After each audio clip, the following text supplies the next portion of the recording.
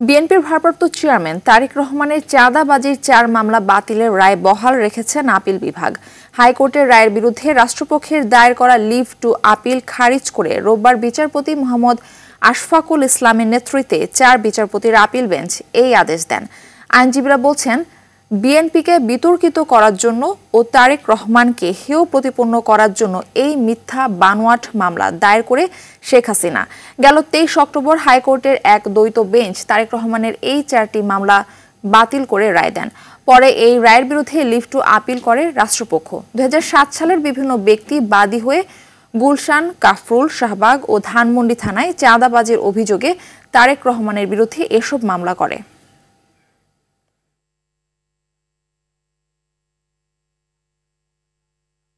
যত মামলাই হয়েছে সবগুলোই উদ্দেশ্য প্রণোদিত এবং রাজনৈতিক উদ্দেশ্য প্রণোদিত, সেই কারণে তিনি খালাস পেতে পারেন। জনাব তারেক রহমান সাহেবের বিরুদ্ধে মিথ্যা বানোয়াট কিছু মামলা দায়ের করা হয়েছিল, যে মামলায় এফআইআর পর্যন্ত ওনার নাম ছিল না। তারপরেও রাজনৈতিক উদ্দেশ্যে হেয় প্রতিপন্ন করার জন্য বিভিন্ন ধরনের মিথ্যা বানোয়াট মামলায় দায়ের করা হয়েছিল।